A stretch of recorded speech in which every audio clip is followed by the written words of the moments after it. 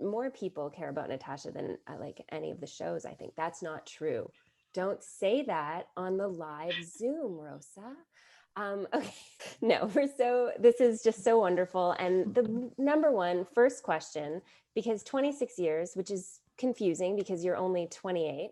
So we're trying to understand how you got your start at Tarragon, how you've managed to be with the theater for so long.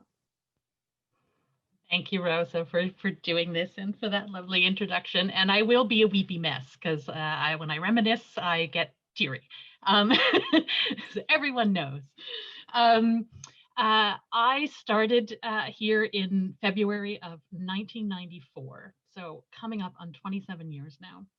And it all started because I wanted to take co-op in high school. I completed high school in 4 years, the necessary credits that were required, but I didn't have a job through high school, so I had no work experience. So I thought, let's stay for a 5th year and take co-op so that I can get some work experience and be able to get a job. And so I had been in the drama club for a couple of years. And so there was something that made sense to me about asking my co-op teacher to have a work placement in a theater. I don't know how he found Tarragon, because I do remember him mentioning that he had never placed anybody in a theater before. But he did, and he set up an interview for me, and I came here on a very cold, snowy February, and I met with Ken Winter, who was our production manager at the time, and he interviewed me for a co-op position in the box office, which always confused me, but nonetheless. And then a few days later, I started in the box office under the front of house and box office managers at the time, Scott Sunderland and Sandra Hodnett. And towards the end of my co-op placement, our administrator, Fletcher Carrington, told me that Scott and Sandra don't work in the summer months, that the theater hires students who are there on summer grants from the provincial government, and said that I should apply for one. So I did, and I got that placement. And so just a few days after finishing my co-op placement, I started there on this summer grant. I did do more than just box office then. I actually remember working with the main space technician, and I learned to coil cable and extension cords. I don't think I've ever done it since, but and then towards the end of the summer, Sandra and Scott were supposed to both come back to Tarragon in September for the start of the new season, but Sandra got offered another job. And so she went to Mallory to give her notice and suggested to Mallory that I replace her.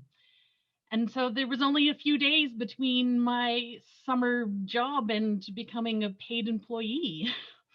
I've often joked with co-op students that I train now that I probably hold a record for the longest co-op placement ever.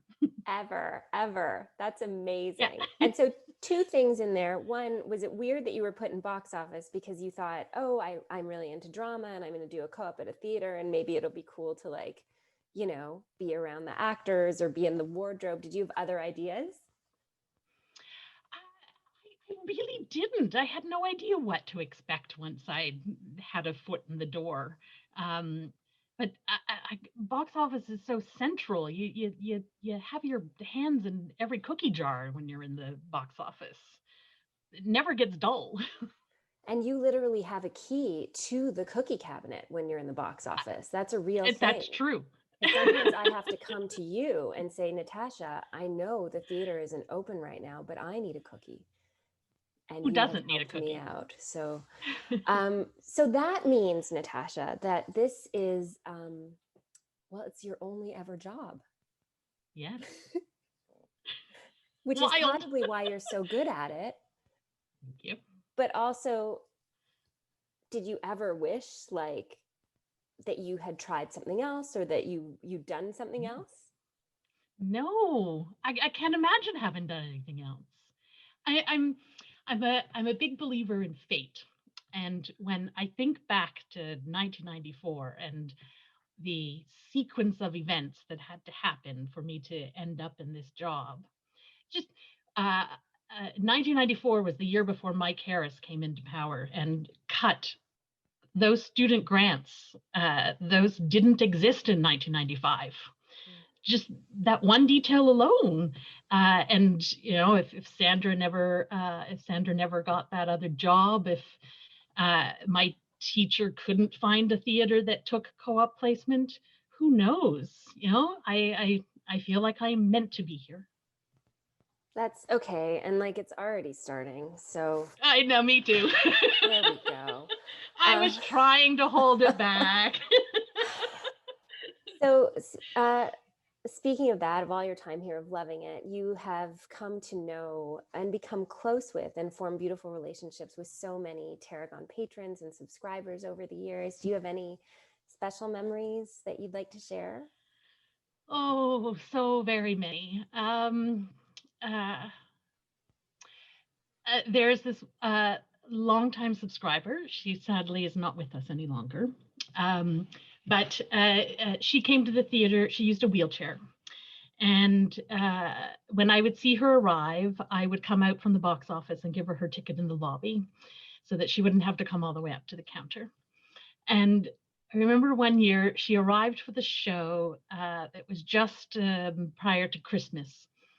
And when I came out to give her her ticket, she pointed to a bag on the back of her chair, and she said, "There's something in the bag for you."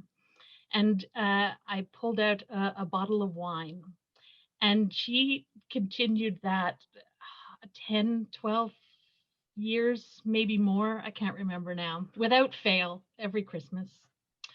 Um, uh, Gosh, there's another subscriber who uh, she's rather elderly now, so she said my arthritis is too bad and I can't do it anymore. It was very sweet. She would bake stolons, not just for me, but for the entire box office staff. Um, and she would bring them every year at the holidays. Um, there's another subscriber. Every year she sends either a potted plant or an arrangement of flowers at the opening of every season. Our cookie supplier will sometimes send cookie grams. There was one year it was a pizza. It looked like a pizza box arrived from our cookie supplier. And I opened the cookie. It's this gigantic chocolate chip cookie with a little smiley face on it, and it read "Happy Opening." Uh, they don't do that every year, but they do quite often. It's really nice. I could keep going on. I love it. I could watch you do this all day. I mean, and I think so much of that is because the relationship with you that you build with everyone who comes in. So I know also so many artists. You've been the boss of so many artists. Someone's asking who our cookie supplier is. Someone's going to get to you with that information, or Natasha's going to tell you right now. They're called the Cookie Store. It's a very practical name. Everyone knows what it is, and they are really good. Oh no, cookies. They changed their name. They Cookie changed Lovers. their name. Uh-oh. Cookie Lovers. They're the Cookie Lovers. Also practical. Yes. Not as clear what it is. They either sell them or eat them, but still a great name. Okay. Cookie Lovers. Great. So Natasha has been the boss of so many artists. Someone else just noticing. So many artists have gotten their start at the Tarragon, like breaking into theater through the box office or the bar, which you also are in charge of the hiring for. Who are you especially proud to have encouraged? I'm going to start and say you. You have to say that because I'm right for several here. seasons. Several seasons. It is so true. And very early in my years too. You were a teenager. We were talking about it, and I think it was 2000. It was 2000. It was right around there, and I had come over. I had gone to theater school in England, and so I just was, and I'm from Ottawa, so I wasn't connected to the theater scene in Canada really. And I just started going to Tarragon and I loved it. And I started volunteering, and you would talk to me. Well, at first you just say, fill those programs, fold those things. And I would just fold the things. And then eventually I would say, well, maybe I'd like to work here. Like I would hand out programs and you were like, we'll see, we'll see. You were very like, we'll see what you can do, girl. And then slowly you let me start serving drinks on opening nights at the opening night party. And I made tips. And that was like, I wasn't really staff yet, but I had like an in. And then slowly you let me work at the bar. And every now and then I'd be like, what about the box office? No, it took a while. I'm going to be honest. It took a while. But then you let me in and I was part of the team. And then you fired me. And that's a true story. But it was the most beautiful firing of my life, because at that point, we had gotten to know each other, and you knew that I was an actor, and you knew that I was also writing. And you said, Rosa, I don't know that they're going to really take you seriously here if they keep seeing you as the bar behind the bar in the box office, and you got to branch out. And so it was really beautiful. And then I came back and worked at Tarragon in the field that I had hoped to. So I have to thank you. Now I'm assuming I'm not the only one. So is there anyone else that you can think of? I know you've had, it's a lot, right? Well, while I was listening to you, I was sort of like doing some math in my head, and any given season, there's anywhere between 10 to 14 patron services staff that I'm responsible for hiring and training and supervising. And over 26, almost 27 years, that's well over 200 people. Wow. So heavens, yeah, there are lots. Geez. A number of the people who make up Bad Hats Theatre, for anyone who has seen Peter Pan, you know who I'm talking about. They recently won a number of Doras for that, and I'm one of them. I don't know if he is listening or will be embarrassed if I mention him by name. Matt Pilipiak worked for me for, I don't know, 7 or 8 years. And we've also become very good friends. Another of our playwrights in residence, Andrea Scott, was a bartender for me for 8 seasons in my early years, and she's recently had a lot of success with her play Controlled Damage.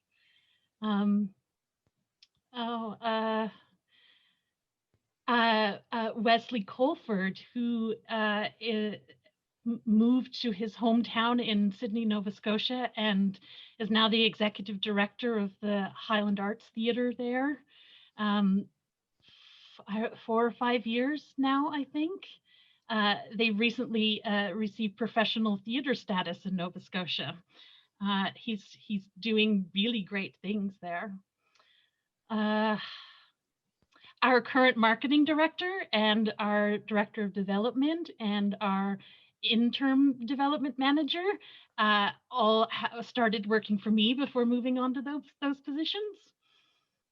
So basically you run and the Camilla Tarragon. Holland. No, I'm just No. I'm kidding. Richard's not listening. No, he is. Sorry. And Camilla Holland, who was our general manager for 5 years, she also worked in the box office for a couple of years for me. So we joked lots of times when she was our GM that I was her boss first and then she was my boss.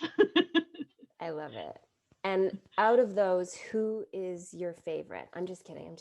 Don't answer that. No, I'm kidding. But I know I couldn't possibly. I know. You love so many. And you meant they're such great people, everyone you've mentioned.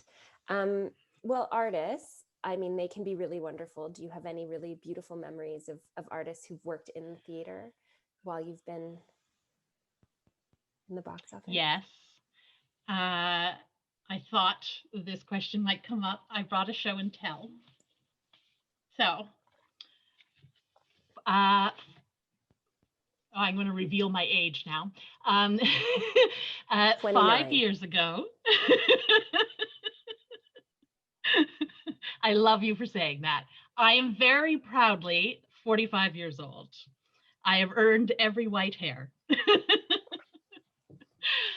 5 years ago, for my 40th birthday, Tarragon was doing a production of Much Ado About Nothing, Bollywood. It was such a great show. Just days before my birthday, the actors were having drinks in the dressing rooms to celebrate one of their birthdays, and they invited me to join. And when we were chatting, I mentioned that my birthday 40th was in a few days as well. And so when it was a Tuesday, so I was working, the stage manager, just before before the show started, handed me a card that had been signed by the entire cast of Much Ado About Nothing. Oh, that's beautiful. That was very special. I have to think of another story. Lynn Slotkin just said something really nice to you. Lynn Slotkin, wonderful reviewer, that she has dust in her apartment that is older than you, Natasha. And so that's very beautiful. You're very young, but also we need to send a cleaner to Lynn Slotkin's apartment. We'll write that down. Yes, later. I will help pitch in for that.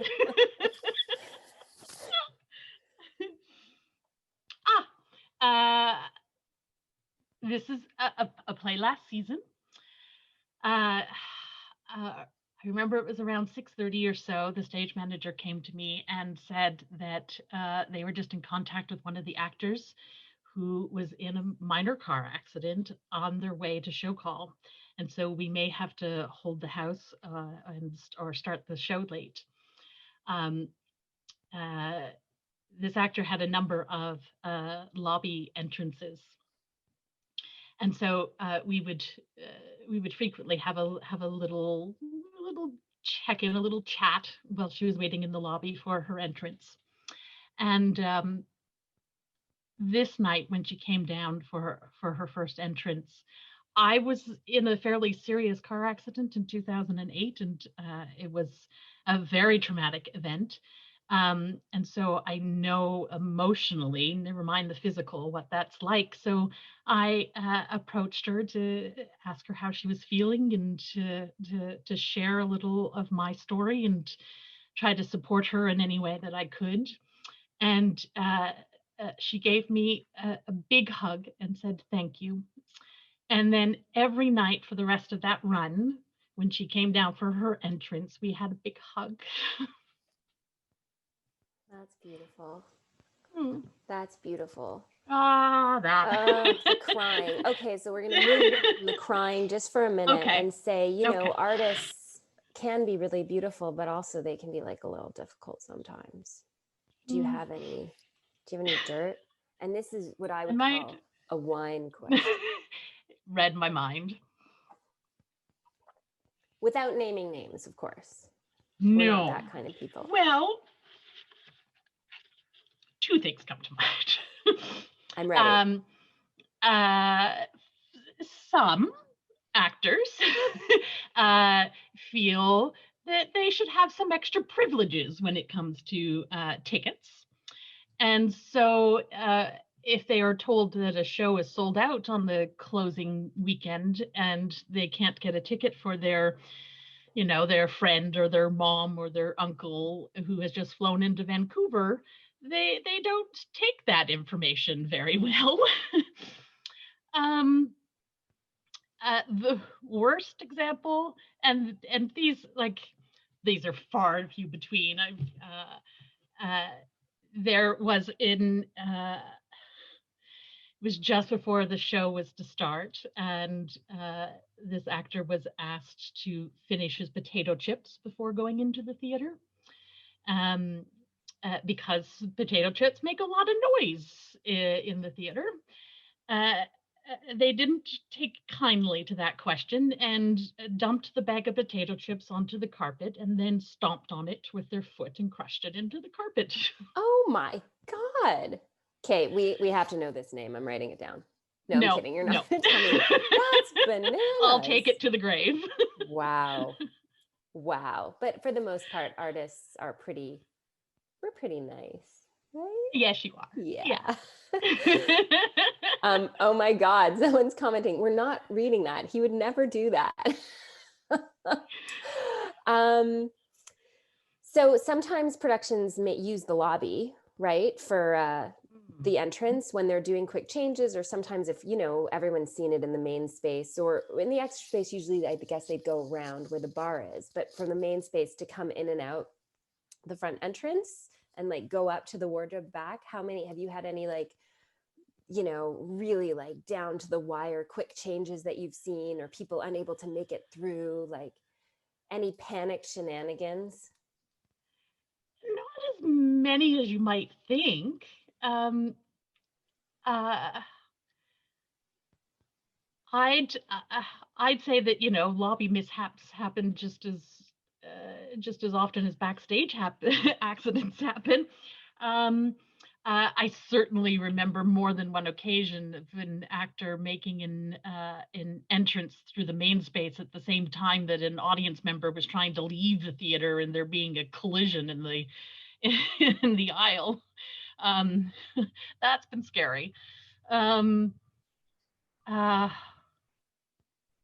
I can remember a time that a quick change was happening in the box office at the same time that we had a power outage and had to evacuate the building. Uh, oh, this was actually just last season. There was an actor who was supposed to make an entrance from the Bridgman door, that the exit that goes right to the street in the main space, and the door was accidentally locked, and she took it like a pro and made her way to another entrance and made her queue on time. It was good for her. I don't know how she did it, but she did it. Yeah, that would be terrifying. You're like, I'm supposed to be in there. Oh wow. Okay. So you manage a show that must start on time, and there's 300 people in two different venues. What are some cataclysmic events in making that happen? And have you had to have any great rescues? Thankfully, not too many. Um, the biggest one that comes to mind, I mentioned Scott Sunderland, who I trained under when I started. Uh, Scott and I were partners here for 16 years until he had a stroke, and he wasn't able to work after that. The day that he had the stroke, he was scheduled to be here for the rental that we have most years, the Puppet Mongers. I'm sure many people in this room have seen the Puppet Mongers Theater. And I was in Cornwall spending Christmas with my in-laws. Cornwall is a 6-hour drive away. It's not far from Ottawa. Scott and I would always make agreements ahead of time about who would work which holidays, and he graciously agreed to work that Christmas so that I could leave town. It was December 28th, 9 o'clock in the morning. I received a phone call from Scott's husband, who said that he had had a stroke in the middle of the night and was in the hospital, and therefore wouldn't be able to make his shift, which was to start at 10 o'clock. So while I am in another city 5 hours away, feeling a lot of emotions because of what I just heard about my dear friend, I had to find somebody who could get here in an hour to open the building, to sell tickets for that rental, and to do front of house and put in that show and greet the volunteers and print tickets and a reservation list and take care of reserve signs. So I started calling every colleague who I knew was still in Toronto, where many of us had left town, aside from Patron Services and the technician, it's not at all uncommon that we're the only people in the building at that time of the year, because the only thing happening is the rental. I couldn't get a hold of anybody, or nobody was available. And so then I started calling past staff to try and find somebody. I did finally find someone who hadn't worked for us for at least one, maybe 2 seasons. I can't remember exactly.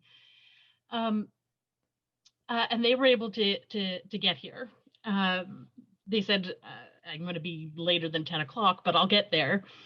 And then I thought, okay, well, how do I get this person into the building? They don't work for us any longer, so they don't have an alarm code.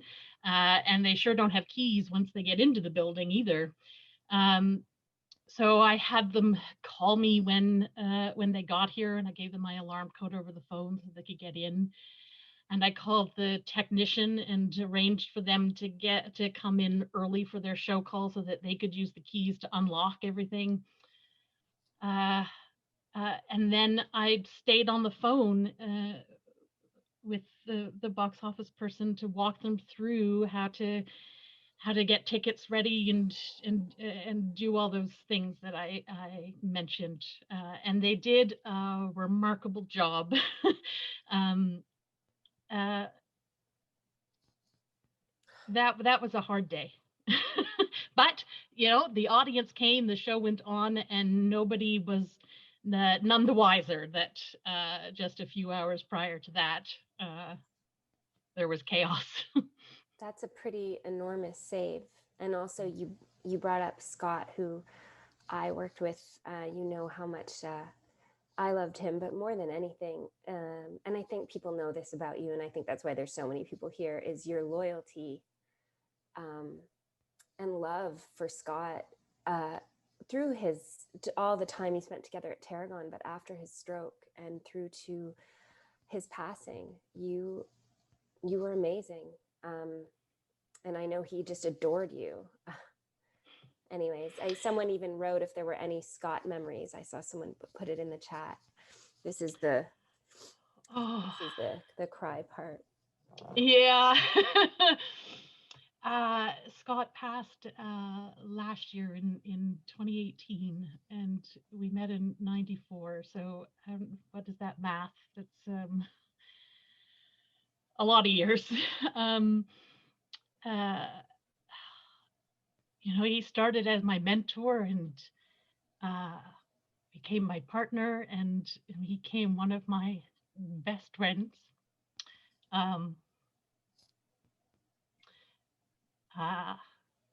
We were a rock to each other a number of times over the years, for sure. Yeah.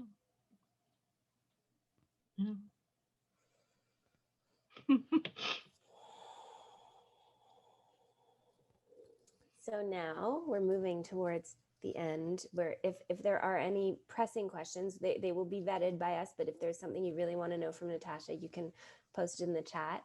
But I want to know, Natasha, what do you miss most right now about live theater? All right. I thought I'd get a break for the waterworks. Sorry, you can. It's not just have more wine. That's a good idea. I'm going to answer that as 2 parts. What I miss as a front of house manager and what I miss as an audience member, because those are different. I'm just going to make sure, because I missed a little bit of that the sound, maybe your hair, maybe just make sure that we've got, I want to make sure we hear you. I said I'm going to answer that 2 parts. 1 as a front of house manager, and 2 as an audience member, because those are separate for me. I have never shared this story before, so you will all first to hear this. At 7:30, one of my jobs is to go into the theater and check in with the stage manager and the technician to get the okay to open the doors and let the audience in, to make sure that the actors have had time to warm up, that the stage has been mopped, and the you know the it's safe and sound for everybody to come in. Usually, after I get the okay from them, they will either depart and go to the booth or the dressing rooms, and I often will just pause for a moment and take in the take in the beauty of the theater space at that moment, the calm, the it feels to me like the theater has just the room has taken an exhale and is now prepared to greet the audience members. And I love that quiet moment. Oh, that speaks to me. uh, That's so beautiful, Natasha. And I love that you share that, and it makes me miss the theater. I understand that so much. For me, it's always that moment, when, and for box office it's different because you're not inside for this moment usually. Right when the lights go down, when everybody gets quiet, and except for you assholes who don't turn off your phones in time, do it earlier. Anyways, that's to you. I know you know who you are. But in that moment where it gets really quiet and the show hasn't started, and we have this moment of just sitting in quiet together before something's about to begin, it feels so sacred. So I understand that, the sanctity of those moments in the theater. that's my moment as an audience Is member. it? Did I just Yeah, take your it moment? totally is. You did. Bad interviewer. I'm not surprised that you and I share that though. It's so special. Oh. It really is. It's like, you enter the theater and there's 200 voices that are completely engaged in dozens of conversations, and then at that moment that the lights start to go down, there's this hush, and now 200 voices are quiet and completely focused and waiting and willing to be entertained, to laugh or to cry or to uh, learn something new, or think of something that they know, but think of it in a different way. There's live theater is magical. There's nothing that can replace it. Oh, I agree. Oh, this makes me miss it more. But it's also such a Me taste of too. being together, just having this moment. I know we're getting close. I want to offer it if there is a question that wants to come through now, to Natasha. We'll take it. I think we have 2 minutes. I don't know. Courtney? We've lost Courtney. Courtney's I popping have in. no idea how much time has passed. Well, it's Hey, 4:45. Yeah. I just have no words. Natasha, thank you so much Thank you. for sharing of yourself and and and everything you do to keep the magic happening and the show happening, and I just can't wait to get back to it. And I just want you to know that I think I speak for a lot of people here, like walking into the lobby and seeing your face on the other side of that desk makes everything okay. And I've walked into that lobby. I'm a much newer face at Tarragon. I've walked into that lobby in the happiest moments and in the most stressed out, saddest moments. And you always check in, and you always have a kind word, and you always make things a little bit better. And I'm so grateful for that. Um, Thank you for doing this today and for sharing with us. And Rosa, thank you for Thank the you for beautiful having me. interview. Thank Feel you, free, Natasha. folks, to leave a comment to Natasha in the chat. We're going to save the chat and make sure that she has that along with this video that you're going to take to your mom, Natasha. Folks, it's 4:45. And I invite you to leave if you have to go about your day, but just thank you for sharing what I consider a kind of really special space with all of us and coming into community in a strange new way, but for a moment.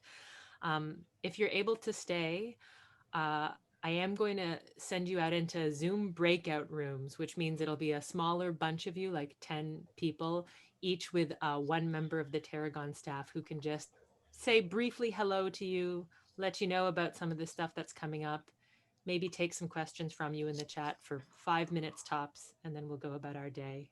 Natasha, do you have any last words, though, that you'd like to say before I hit the breakout rooms? Thank you for organizing this, Courtney, for doing all the legwork to make this possible, and thank you for everyone who showed up. I'm flattered. I'm honored by your presence. Thank you. Do people, Courtney, have a moment to, like, if they want to put on their videos so they can wave?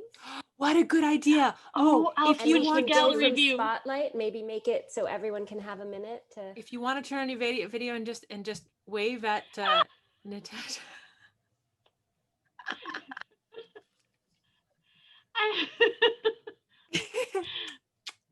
Oh. And applause. Thank you, everyone. Thank you.